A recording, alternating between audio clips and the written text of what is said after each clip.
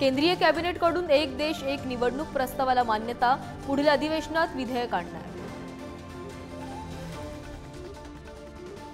संजय गायकवाडांनंतर अनिल बोंडेंचं वादग्रस्त वक्तव्य, राहुल गांधींची जीभ छाटू नये तर जिभेला चटके द्यावेत, बोंडेंचं वक्तव्य तर बोंडे मूर्ख, त्यांना अमरावतीत दंगल घडवायची आहे, यशोमती ठाकूर यांची टीका।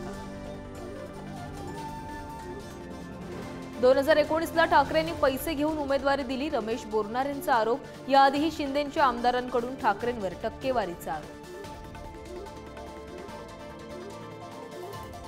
महाविकास आघाडीच्या नेत्यांची आज बैठक, मुंबईतील जागा वाटपावर बैठकीत चर्चा होणार, संजय राऊत, अनिल देसाई आव्हाड बैठकीला उपस्थित राहणार।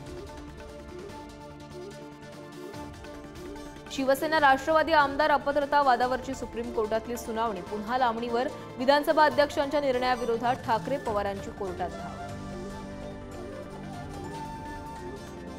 मराठा आरक्षणासाठी मनोज जरांगेंच्या उपोषणाला पुन्हा सुरुवात, सगेसोयरे अध्यादेशाच्या अंमलबजावणीवर जरांगे ठाम।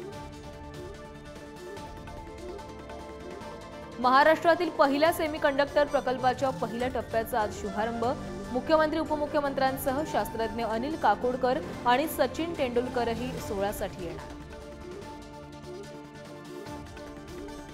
परभणीच्या जिंतूरमध्ये डीजेच्या आवाजामुळे एकाचा मृत्यू, दोघांची प्रकृती गंभीर, दोघांवर रुग्णालयात उपचार सुरू, पोलीस अधीक्षकांकडून चौकशीचे आदेश। गणपती विसर्जनावेळी नाशिक, अमरावती आणि नागपुरात 8 जणांचा बुडून मृत्यू, नदीपात्राचा अंदाज न आल्यानं दुर्दैवी घटना। तब्बल 20 तासांनी मुंबईतील लालबागच्या राजाचं विसर्जन, गिरगाव चौपाटीवर लोटला गणेश भक्तांचा जनसागर, पुढच्या वर्षी लवकर या, याचाच निनादला जयघोष। नाशिकमध्ये संपूर्ण कुटुंबाची आत्महत्या, पत्नीसह पतीनं घेतला गळफास, 9 वर्षांच्या मुलीला विष पाजून दोघांनी आत्महत्या, काही वर्षांपूर्वी पतीची नोकरी गेल्याची माहिती।